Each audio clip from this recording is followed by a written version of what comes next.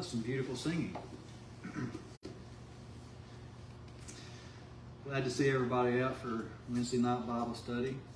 Apparently there's some very good food being sold at KFC. I don't know if everybody saw the 15-car lines, out there on the road.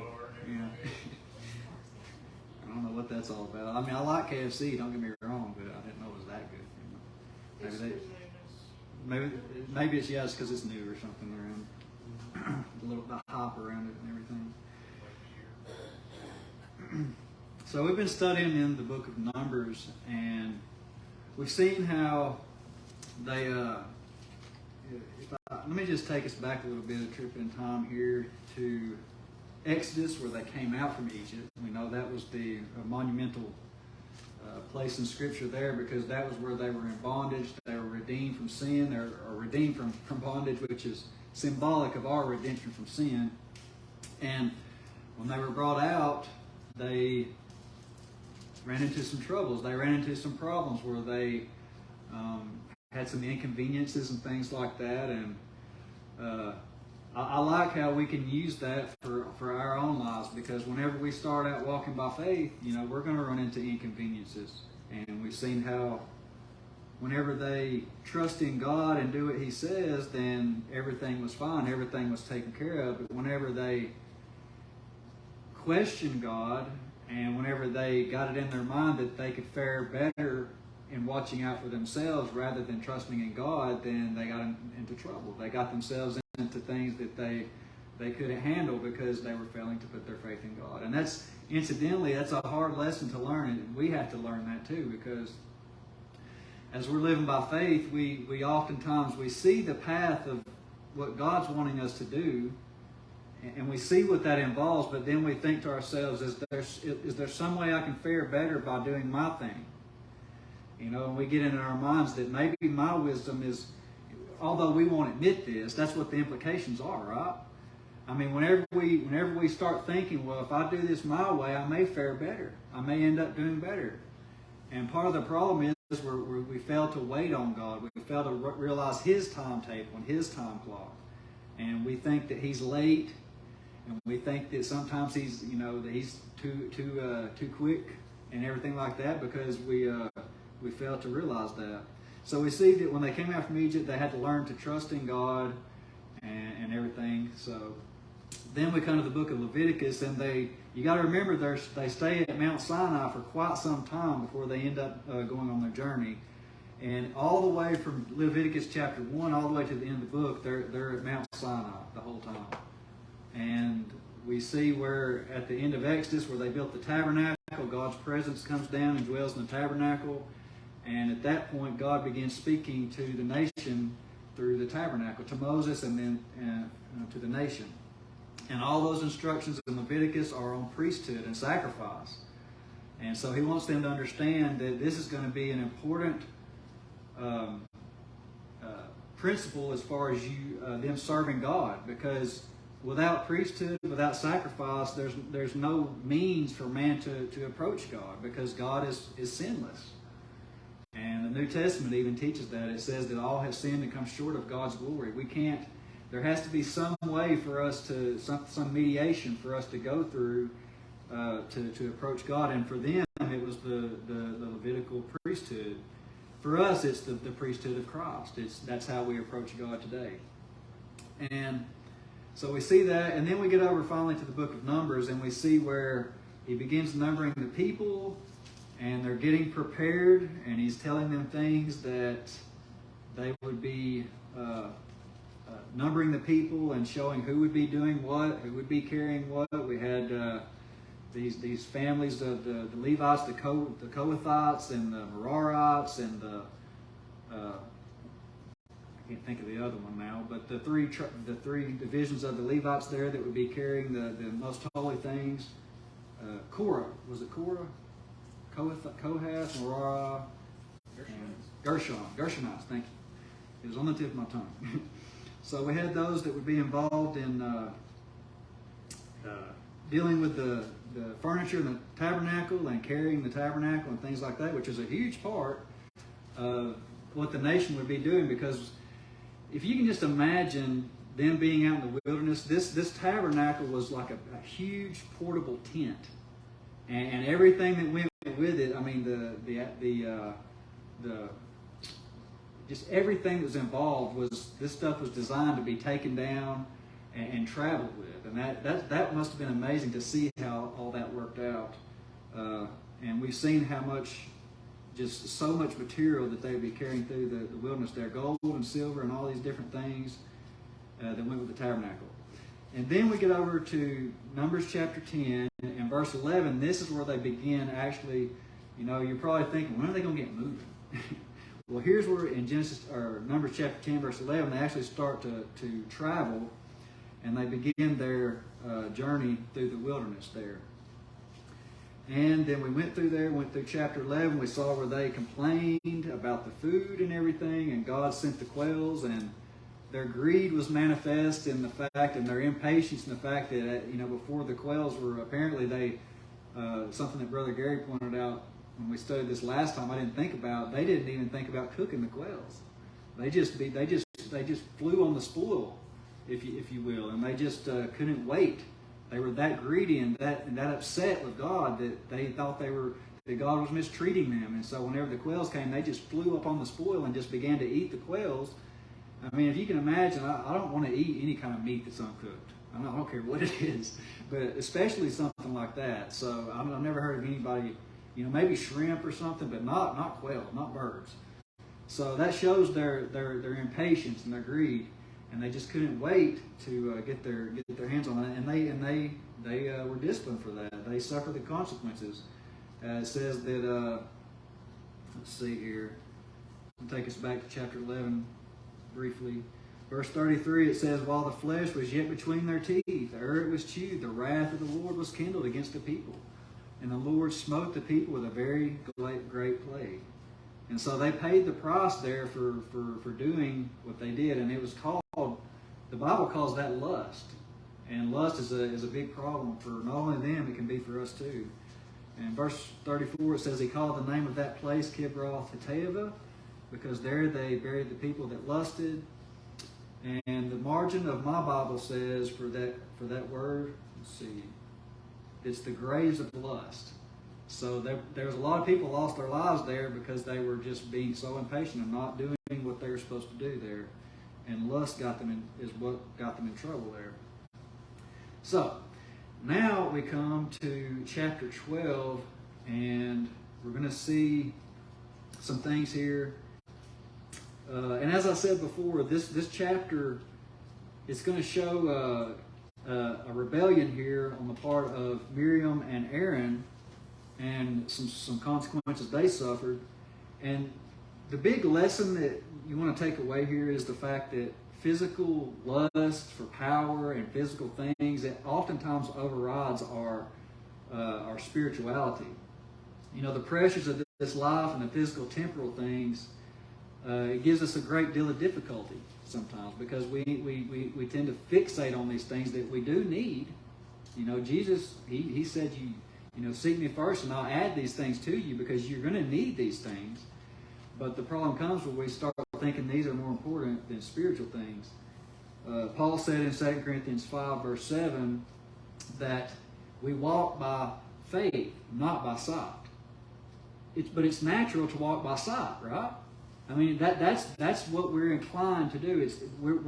We look at things and we want to see how we can use our wisdom to get through, and instead of walking by faith, and so we get in trouble with that. But so right here, let me just read a few verses here. Numbers chapter 12 verse 1, it says, "Miriam and Aaron spake against Moses because of the Ethiopian woman whom he had married, for he had married an Ethiopian woman. And they said, Hath the Lord indeed spoken only by Moses? Hath he not also spoken by us? And the Lord heard it." This verse right here, verse 1, I have to question, was this Zipporah? Was this Moses' first wife, or was there another wife here? He probably had multiple wives, because Zipporah, if memory serves, was Midianite, if I'm not mistaken. Yeah, but here, yeah. And so she was Midianite. This woman was Ethiopian. Here's another one we talk about. you want to get a really big discussion started, Moses had an interracial marriage. Ethiopians are black. Right. And see, but here's the thing. You were saying how Zipporah was a Midianite, right? Well, apparently there's verses here to show that Midian, Ethiopia were, and apparently Mount Sinai was all geographically close to Arabia. Yeah. So they may be referring, like, for example, if you say a Midianite, it could mean an Ethiopian woman or somebody from Arabia. Let me give you the verses for you. I know the questions that are coming up in your mind before we get too far here. I've got them written down. 2 Chronicles 21:16. And I just want to let you know, I don't really know if it was Zipporah or not. So I'm giving you some verses here to think about. 2 Chronicles 21:16 says, "Moreover, the Lord stirred up against Jehoram the spirit of the Philistines and of the Arabians that were near the Ethiopians." So Arabia geographically is near Ethiopia. And then we see what's that? The Red Sea is between. Yeah. It's just right across the Red Sea from each other. Right. So, I mean, if you could see a map, I don't have a map that I can show you, but Oh, you got one? you can look in your map on in the back if you have one in the back of your Bible. But then we see so we see that the Ethiopia and Arabia were close geographically. Then we see in Exodus chapter 3, verse 1 that, let me just read the verse. It says, "Now Moses kept the flock of Jethro, his father-in-law, the priest of Midian, and he led the flock to the backside of the desert and came to the mountain of God, even to Horeb." Now, here's an inspired commentary on that verse in Galatians chapter 3, 4, verse 25. It says, "For this Hagar is Mount Sinai in Arabia." So, Paul says in Galatians chapter 4, verse 25 that the Mount Sinai is Arabia. And so, you see where the Bible's, it's relating these places together. And it's not saying they're the same place, don't misunderstand me, but it's showing that they are related geographically. And I have some comments here that I've got in my notes. It says that, let's see here.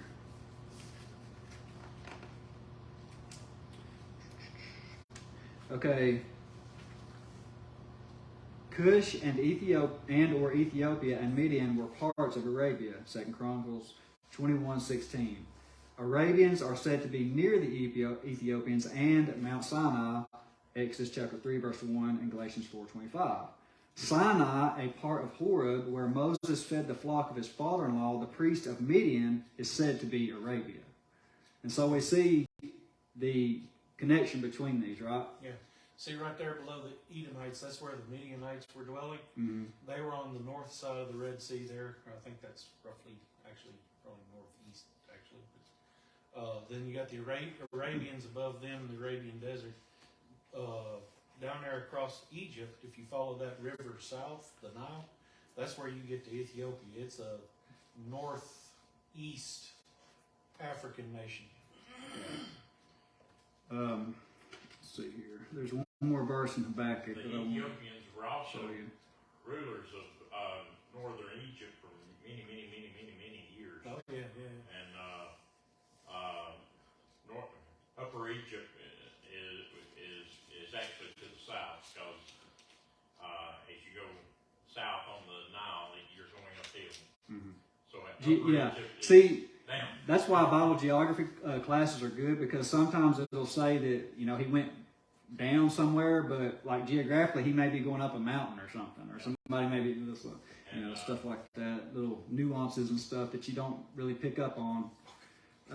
In Habakkuk chapter 3, verse 7, it says, "I saw the tents of Cushan," which is Ethiopia, "in affliction, and the curtains of the land of Midian did tremble." So this is a random verse, but it seems to be saying that Ethiopia and Midian, it's using them kind of synonymous there. So I mean, I see some. We don't agree with that, or Yeah, because I mean, you've got specific areas where Egypt, Ethiopia, Midian. yeah. Let me be clear here. I'm not saying they're the same place. Yeah. Okay. I'm saying that geographically they're related. They're close. Yeah. So that's. I'm You're not saying you're they're in the same place. You're in Yeah. the same region within probably 100 miles of each other. I don't want you to. I don't want y'all to misunderstand me or nothing. Yes, James. Well, if you look on the map, you can see Thebes, or Thebes as it should be pronounced, is just below the Red Sea, directly under the Midianites. So, yeah. That was the city that the Ethiopian rulers of Egypt had originally established as their capital. Yep. And that puts you directly across the Red Sea from the Midianites and most of the Arabians. Right. But I guess my point is that Midian and Ethiopia can be said, in a sense, to be part of Arabia. Would we agree with that? So my point is, it could be referring back to Zipporah. That's what I'm trying to get to here. But it might not be. It might be some other woman. It just doesn't really tell us. Yeah. The reason I don't really go with that is because when it comes to Jethro, and just about everybody in his family, they always call them Midianites. Mm-hmm. I've never seen any other reference to anyone out of Jethro's family referred to as Ethiopians. Well, like I said, it doesn't tell us if she was or not, and I don't know. And it's kind of, I can't just. It pretty I don't even know really what to lean to, because there's not really much said. It just says he married an Ethiopian woman here. Yeah, you've only got. It's one of two things. It's either referring to Zipporah, like you're saying, Yeah. or it was a case where Moses had multiple wives, Yeah. which And was it's possible. which was done back. Yeah, in I mean, it's possible. So. Well, just Moses' great-great-grandfather, Jacob, had Leah and Rachel. Mm-hmm. There's likelihood that Moses' father had more. Yeah. I think that some significance may be drawn from the fact that it points out that he makes a statement of him having married an Ethiopian woman, and says it twice in this one sentence to emphasize that he took a wife, and it seems to signify an additional event other than his first wife, Zipporah. Mm-hmm. Otherwise, what's the importance of? There's significance in it because God put it in there. I just don't know. Like I said, I don't know. I do know that it could be referring to Zipporah, but it might not. And the reason I showed you those other verses is because the Bible it includes Midian and Ethiopia as parts of Arabia. That's my point. Yes. So it could be referring It to. says over next to each other. And it says here, even here, it says it isn't clear because in this case, the Cushite, or in this case, the Ethiopian was Moses. Whether after Zipporah simultaneously, or however, Cush was also a designation for part of Midian. So it's one of those. It could be either way. let's see here. There's a verse in Exodus 2 I was looking for. Let's see. Yeah, actually, the original it does say Cushite instead of Ethiopian, but And Cush is Ethiopia. Mm-hmm. So in like in Exodus 2:16 it says, now the priest of Midian had 7 daughters, and that's where Moses Zipporah was from. And so it says Midian there, like you were saying, it's referring to his family as Midian. So, but if you see Midian as part of Arabia, and then you see over here Ethiopia, I mean, could it be referring to Zipporah? Maybe, maybe not. I don't know. So I'm not, like I said, I'm not being dogmatic on this or anything. the double statement though seems to draw special emphasis to that for some reason. There's some significance to it, like you said, because the Bible doesn't just arbitrarily put stuff in there for us. There's some reason. And here's the thing: there's either one of two reasons that Miriam. Well, let me just read some verses here, because we're going to see what happens. Verse 3 says, Now the man Moses was very meek above all the men which were upon the face of the earth. And the Lord spake suddenly unto Moses and unto Aaron and unto Miriam, Come out, ye three, unto the tabernacle of the congregation. Now this is serious. If the Lord recognizes it and says, I want you three to immediately come out to me, that means that this is not a small deal here. Verse 5, the Lord came down in the pillar of the cloud and stood in the door of the tabernacle and called Aaron and Miriam, and they both came forth. And he said, Hear now my words. If there be a prophet among you, I, the Lord, will make myself known unto him in a vision, and will speak unto him in a dream. My servant Moses is not so, who is faithful in all mine house. With him will I speak mouth to mouth, even apparently, and not in dark speeches, and the similitude of the Lord shall he behold. Wherefore then were you not afraid to speak against my servant Moses? And the anger of the Lord was kindled against them, and he departed. And so we see here Miriam apparently took the lead in this because she was the only one struck with leprosy. Aaron had a part in it, but we see that she was the one that was struck with leprosy, and her name is mentioned first here. Yes. I find it especially significant here that God's response to their prejudice, if you will. Their rebellion. I mean, it's just a rebellious spirit, you know. The Israelites would not have been a pale-skinned people; they would have been a medium-toned skin. Olive. And here she's going on about Moses, or takes her motivation for this action from Moses. It states in verse 1 that they were motivated by him having married an Ethiopian or a Cushite woman, a dark-skinned woman. Here's a question I got for you guys. Was it wrong for Miriam and Aaron to criticize him for marrying an Ethiopian? Yes. Why do you say that?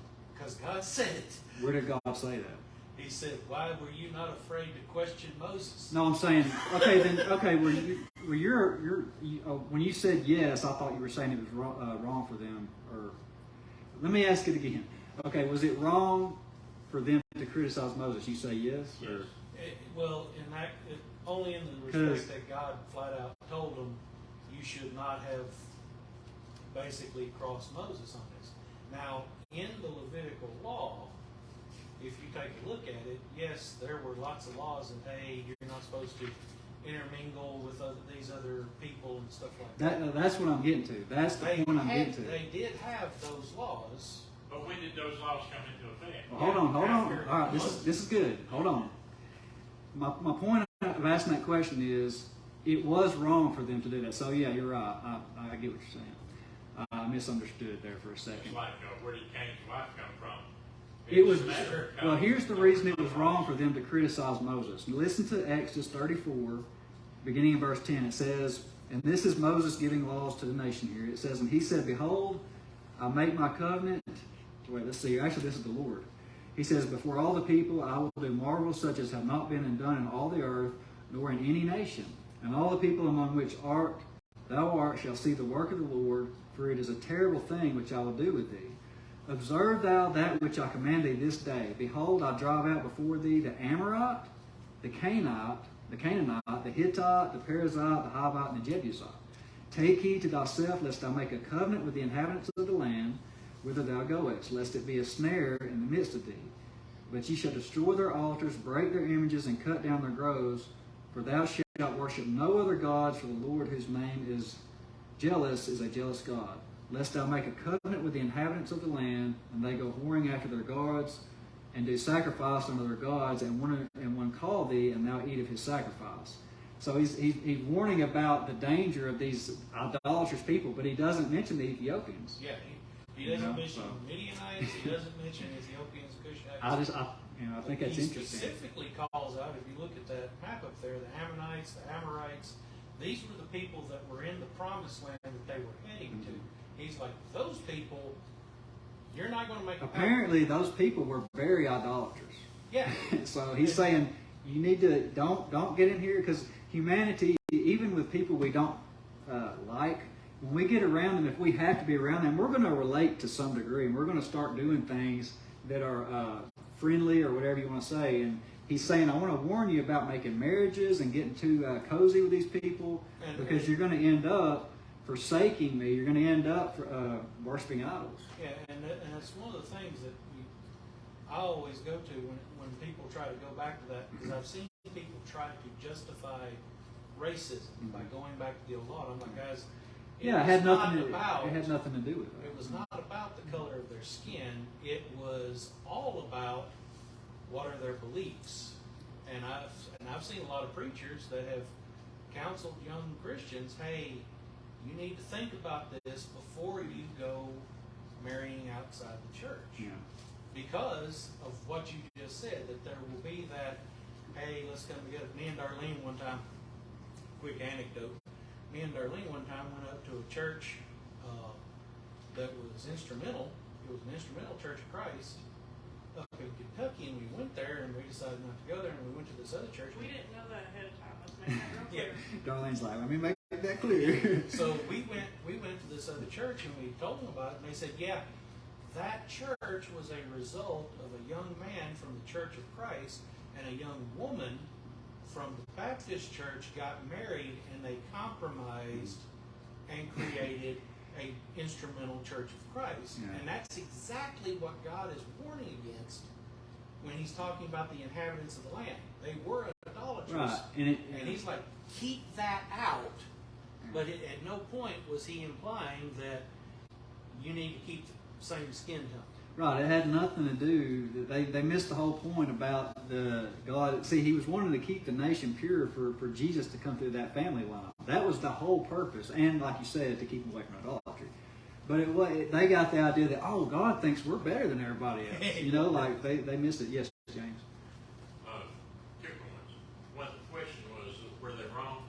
And yes, they were, because Moses' marriages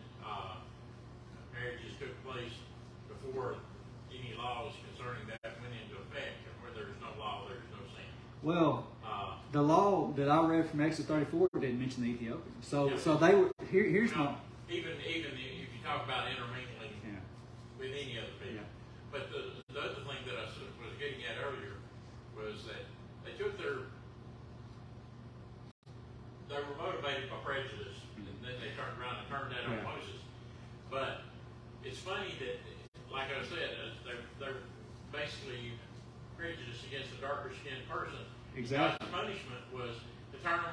You want to go on about different color? Here you are. You're going to be white as snow.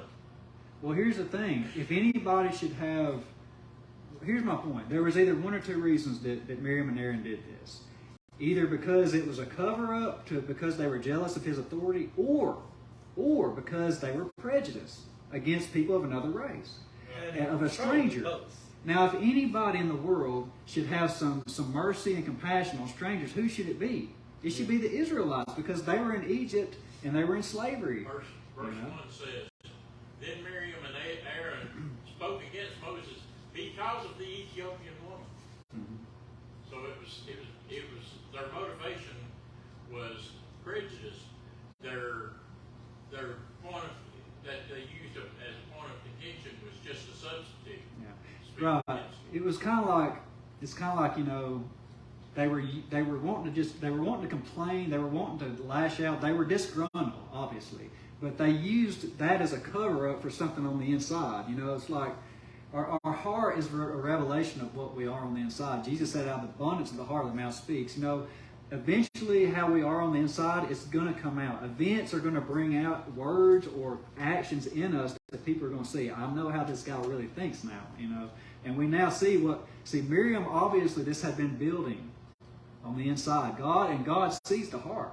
So, well, just from various circumstances that have occurred in my family and some others I've been around, an interracial marriage, when there's prejudice in the heart of people who are prejudiced, they won't ever say anything about that normally, but they'll pick up any other detail to beat it into the ground and have a beef with you over something that's totally unrelated. because they're covering up the real issue. Yes. See, when people are disgruntled, it's going to come out. You know? And Miriam were doing the same thing. Yeah. See, they were obviously disgruntled, and I think that Miriam took the lead because she was mentioned first. She was struck with leprosy. Now Aaron was guilty too, but we see here that she was the one struck with leprosy. Let me just go ahead and read through here. Verse 10. Particularly affected by it though, because he's the first one to speak up right after it happened. Yeah. So God was kind of looking at Aaron as, this is my high priest. I can't, do something directly and totally undermine him, but this one here has absolutely no basis for it, so that. And here's another point I forgot to bring up. One reason that they may be upset about this whole thing is because if you see earlier on, Miriam, she actually prophesied in Exodus 15. You remember that? So she that's important. And then we see Aaron was actually Moses' spokesman because Moses was not strong as he should have been in the beginning there. So he was important too. Now, if you'll remember, just recently in the account of the book of Numbers, they had this thing where God said, I want you to go take 70 of the elders and put some of your power upon them. They may be jealous because they were not included in that. You see what I'm saying? If you go with the events that have happened in the book, that may be one reason that they're jealous here. Humble. Just a thought. It's mentioned in this chapter about Moses being the most humble person, period. Yeah. He showed that. A lot of folks take it as an excuse, but he shows that in the original when he says, "Who am I to go talk? I'm slow to speak." A lot of folks are interpret that, and I have a tendency to say, "I have a speech impediment. I stutter." Yeah. Well, that proves that what the accusation they were making against Moses was not true. He didn't even want the job in the first place. So he wasn't doing it for his own glory or something like that. Leadership's not, people think, when you get jealous of a leader or somebody who's in a leadership position, just remember, it's not easy. Being a leader, like elders, for example, deacons, they're doing something that takes a lot of responsibility, and they have many sleepless nights agonizing in prayer over problems and things in the church. It's not just all about, look at me, I'm in the lead. And so when people criticize leadership, they need to remember they're doing a lot of things and making sacrifices for you in the church. When they have a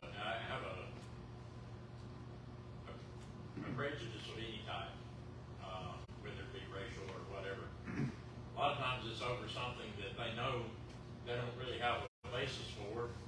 There's no it'd be embarrassing for them to actually use that as their thing. So they'll make up anything. Yeah. And they'll grab at any straw.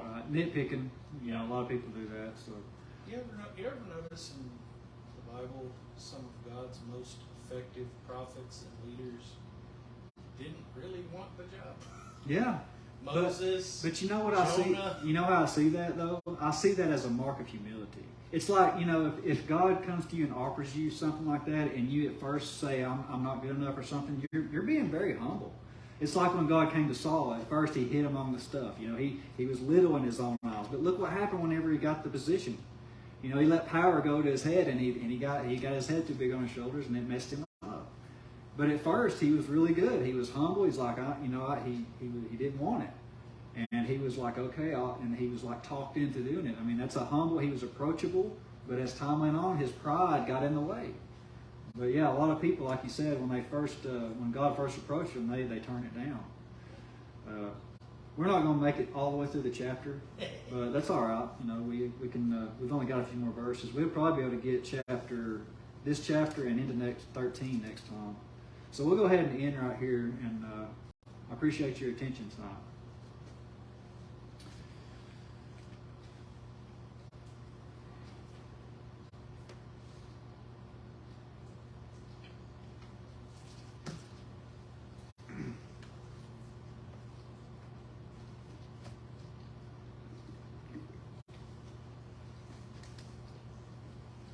All right. At this point, we'll go ahead and get into our invitation portion for tonight. And as I was thinking about what to talk about tonight for the invitation, for some reason my mind's been thinking about the book of Acts, and I've been thinking about conversions and how this book is kind of a guideline to show us how the church grows. How conversions take place and how people are brought together by the gospel. And what's really amazing is how you see the first part of the book. You got the apostles, you got Peter and James and people like that in the forefront. But as soon as Paul comes on the scene, it pretty much leaves all them behind, and you see Paul. Every chapter, you see him going to these different places. He's making sacrifice. He wasn't a loner. You know, he was always on the move somewhere. And we see him planting churches. You know, he goes out on his first missionary journey from Acts chapter 13 from Antioch. He's plants a church in Philippi in chapter 16 and Thessalonica in chapter 17. And chapter 17 is what I want to bring the invitation from tonight. I want you to listen to some verses here. Beginning in verse 10, it says, "And the brethren immediately sent away Paul." And now this is after he's planted the church at Thessalonica, and he wasn't able to stay there very long because they didn't receive him very well. Verse 10, it says, "And the brethren immediately sent away Paul and Silas by night unto Berea, who coming thither went into the synagogue of the Jews. These were more noble than those in Thessalonica, in that they received the word with all readiness of mind, and searched the scriptures daily, whether those things were so." That's a very important verse, but we're not going to focus on that tonight. "Therefore many of them believed also of honorable women, which were Greeks, and of men not a few. But when the Jews at Thessalonica had knowledge that the word of God was preached of Paul at Berea, they came thither also and stirred up the people, and then immediately the brethren sent away Paul to go as it were to the sea. But Silas and Timotheus abode there still. And they that conducted Paul brought him unto Athens, and receiving a commandment unto Silas and Timotheus for to come to him with all speed, they departed." Now note verse 16. It says, "Now while Paul waited for them at Athens, his spirit was stirred in him when he saw the city wholly given to idolatry." Now I want you to focus on that phrase, "now while Paul waited." Have you ever thought about how many times in our life that we're waiting? And the reason I thought about this tonight is because when I took Scotty to the hospital the other day, I was in the waiting room for quite a long time, and it wasn't a big deal or nothing. But as I was there, I was just, kind of people watching. You know how you do when you're bored. And as I was sitting there, it dawned on me that every single person that I saw was an accountable soul to God, and everybody I saw was a potential person that could obey the gospel. And we get to doing things in life and doing our business that we forget about that sometimes. While Paul was waiting, he used his time. He could have been impatient and thinking about when's Timothy and Silas going to hurry up. I wish they'd hurry up and get here. And I could have been like that, When's Scotty going to get down here? I'm tired. I'm ready to go. But, of course, I wasn't. But, while I was sitting there, I was thinking about that. And the truth about it is, there's many times where we're waiting like that. If we know we're going to be waiting in a waiting room or something, bring your Bible with you. And I actually forgot to bring mine, which I wish I would have. But, when you're sitting there waiting, you can you can read many of the New Testament epistles within 5 minutes. So you can sit there and knock out maybe 5 or 10 epistles while you're sitting there waiting. Use your time while you're waiting, when you know you're going to be waiting, to do something beneficial. If you've ever been to the doctor's office, a lot of times you sit in there and you hear people talking, whether they're talking about the politics, the weather, talking about their illnesses, getting themselves all worked up before they even get into the doctor, getting themselves all shook up and nervous before they even get back there. Why not spend time doing something beneficial instead of doing all that stuff and getting in a haste? Bring your Bible and read. Or maybe even talk to somebody about the Bible. Now, I know that's not always easy, to talk to a stranger about the gospel. But we see here, while Paul was waiting, he saw a city that was in trouble. He saw a city that was lost. And it moved him. And then we see the great sermon he has there at Mars Hill. It's a famous sermon. If you read through the book of Acts chapter 17 there, it's really impressive there. But that's what I want to, that's the invitation tonight. The fact that's the lesson tonight, is the fact that whenever we're waiting, use your time wisely. Paul talks about in Ephesians, he talks about redeeming the time. It's like whenever you go to the grocery store and you get these points built up on your card, your little card for groceries and stuff. Eventually you want to redeem those points, right? You want to go get your gas or whatever it is, or get your discount on your groceries. Think about your time like that, Think about the fact that we have only so much time in this lifetime. We tend to think that we've got all the time in the world to convert the world, and we're going to do it someday. And we have these grandiose visions in our mind, like, well, we're going to do it. But when are we going to actually do it? You know, and when are we actually going to do these things to get better spiritually, to grow in knowledge, to read our Bibles, to talk to others, to do something good for somebody? That's how you redeem your time and use it wisely. And therefore, that's what I want to get across to you tonight, that our time is very important. So if you're here tonight and you're not a Christian and you want to have that opportunity to be somebody who can redeem your time and use time wisely and get the best out of this life while we're here on this earth, you can do that. And I assume most of us here are Christians tonight. I believe we all are. But I want to get the gospel plan of salvation just in case, because I always like to do that. And this is the gospel. Jesus said in John 8:24 that you must believe that He is the Son of God. We must believe that He was crucified. He was buried and rose again the third day. Luke chapter 13, verse 3, He said we must repent. We must come to have another mind about sin, change our minds and decide we're going to live above sin. And we must confess His name among men, Matthew 10, 32 and 33. And finally, we must be baptized to be saved, Mark 16, 15 and 16. This is God's plan of salvation for those who are outside of His good graces, to be brought into the safety of the church.